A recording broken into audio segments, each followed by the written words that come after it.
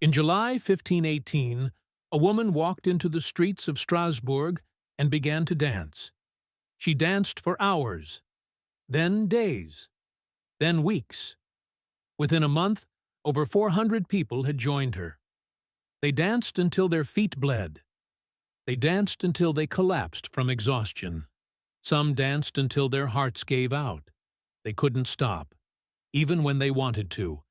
This isn't a legend. This isn't folklore. This actually happened. And to this day, nobody knows exactly why. This is the story of the dancing plague of 1518, one of the most bizarre and disturbing events in recorded history. The summer of 1518 was brutal in Strasbourg, a city that sat on the border between France and the Holy Roman Empire. The population was around 20,000 people, and life was hard. The region had just survived a series of terrible famines. Diseases were spreading, crops were failing. People were desperate, hungry, and afraid. But what happened next? Nobody could have predicted. On a hot day in mid-July, a woman named Frau Trophäa stepped into the narrow street outside her home and began to dance. Not at a celebration, not at a festival. Just alone, in the street, dancing. At first, people thought she was drunk, or maybe she'd lost her mind, but she kept dancing, hour after hour, her feet moving in wild, erratic patterns, no music playing, no reason anyone could see. Her husband tried to stop her. He begged her to come inside, but she couldn't stop, or wouldn't. She just kept dancing. After 6 days of continuous dancing, Frau Trophäa collapsed from exhaustion. She was taken away to recover. Everyone assumed that was the end of it. It wasn't. Within days, more people began dancing. First a handful, then dozens, then hundreds. By early August, around 400 people were dancing in the streets of Strasbourg, day and night, without rest, without music. They danced in the town square. They danced in the streets. They danced until their shoes fell apart and their feet bled onto the cobblestones. Witnesses described dancers with wild, terrified expressions. Some were crying as they danced. Some were screaming, but they couldn't stop moving. The city was in chaos. Families were torn apart as mothers, fathers, children, all lost to the dance. Work stopped. Markets closed. The entire social order began to collapse, and people were dying. Medical records from the time estimate that around 15 people were dying each day at the peak of the plague. Heart attacks, strokes, exhaustion. Their bodies simply giving out from the relentless movement. The streets became a nightmare of spinning, writhing bodies. Some historians describe it as looking like a scene from hell. The city authorities didn't know what to do. This wasn't a plague, they understood. There were no visible symptoms, no fever, no rash, just uncontrollable dancing. They called in physicians to examine the dancers. The doctors had a theory. They believed the dancing was caused by hot blood, an imbalance of the bodily humors. According to medieval medical theory, the only cure was to let the dancers dance it out, to encourage the dancing until the affliction burned itself out. So the city council made a decision that sounds absolutely insane to modern ears. They decided to encourage more dancing. They built stages in the town square and the grain market. They hired professional musicians to play for the dancers. They brought in dancers to demonstrate proper technique. The theory was that organized, controlled dancing would cure the wild, uncontrolled dancing. It made things worse. The music seemed to intensify the compulsion. More people joined. The dancing became more frenzied. The death toll increased. The city was spending massive amounts of money on this cure, paying musicians, building stages, organizing the chaos, and nothing was working. After about 2 weeks of this failed experiment, the authorities reversed course completely. They banned all dancing. They banned all music. They even banned gatherings where people might be tempted to dance. They rounded up the worst affected dancers and took them to a mountaintop shrine dedicated to Saint Vitus, the patron saint of dancers and epileptics. The thinking was that this was a curse, a punishment from God, and only divine intervention could stop it. At the shrine, priests performed masses. They made the dancers wear red shoes blessed in the name of Saint Vitus. They prayed for deliverance. And slowly, gradually, the dancing stopped. By early September, roughly 2 months after it began, the dancing plague of 1518 was over. The survivors were left traumatized. The city was left devastated.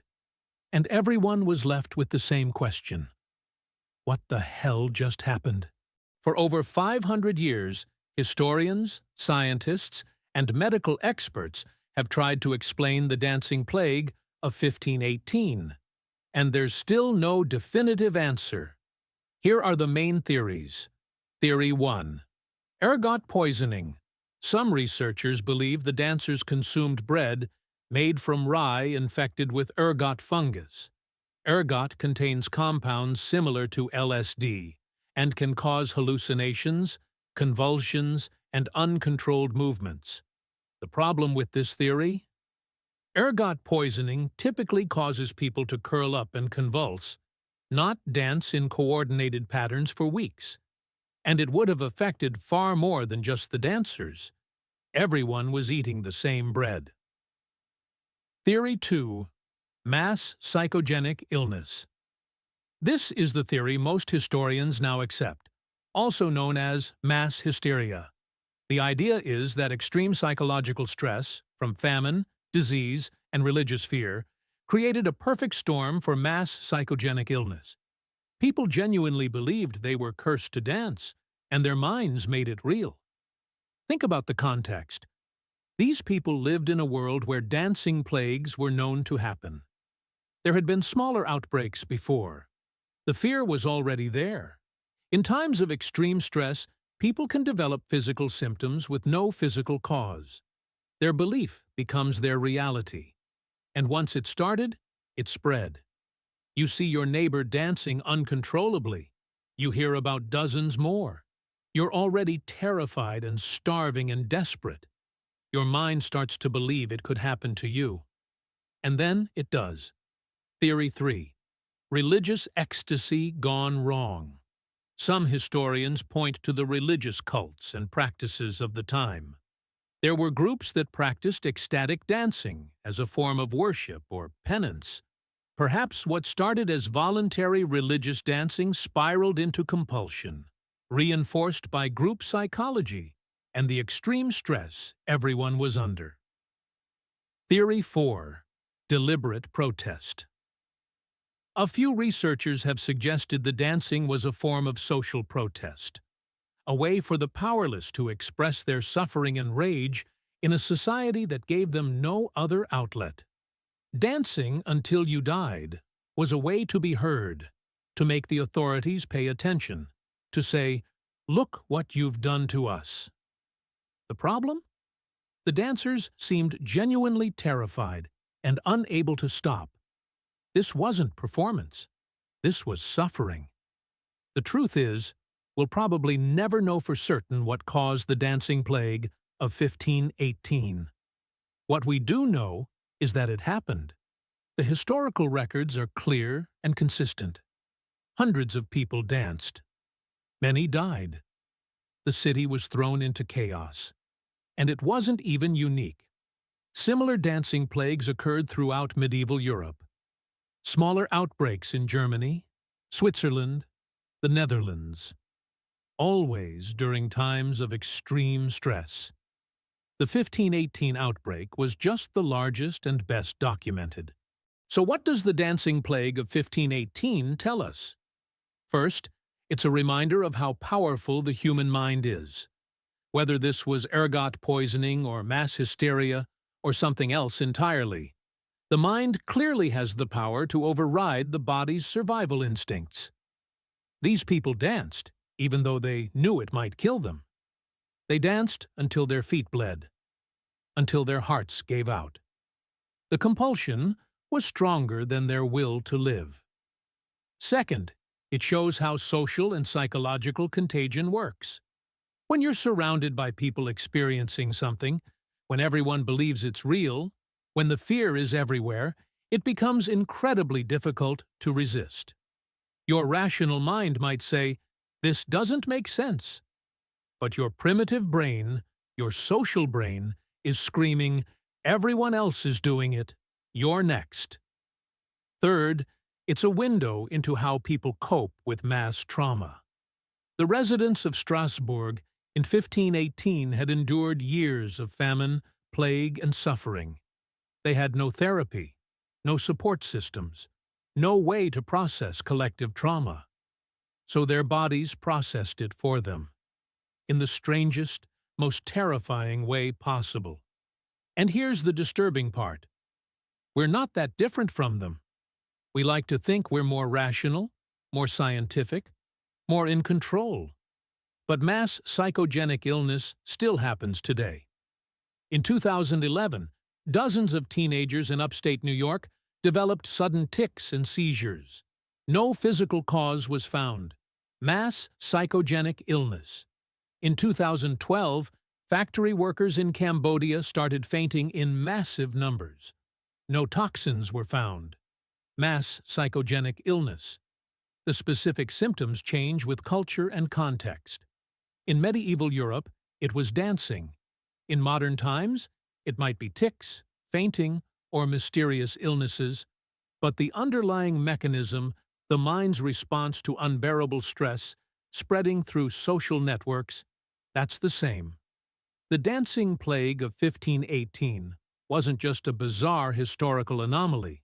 It was an extreme example of something very human. The breaking point where psychological stress overwhelms rational thought, where belief becomes reality, where the body rebels against unbearable circumstances. In the streets of Strasbourg in 1518, over 400 people danced themselves to exhaustion, to injury, some to death. They danced because they couldn't not dance. And that's perhaps the most disturbing part of all.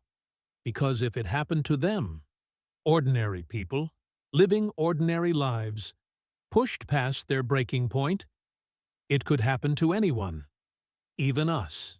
If you want to explore more forgotten history that will change how you see the world, check out our video on Stanislav Petrov, the Soviet officer who prevented nuclear war. And if this made you think, drop a comment. What historical mystery do you want us to cover next? Thanks for watching.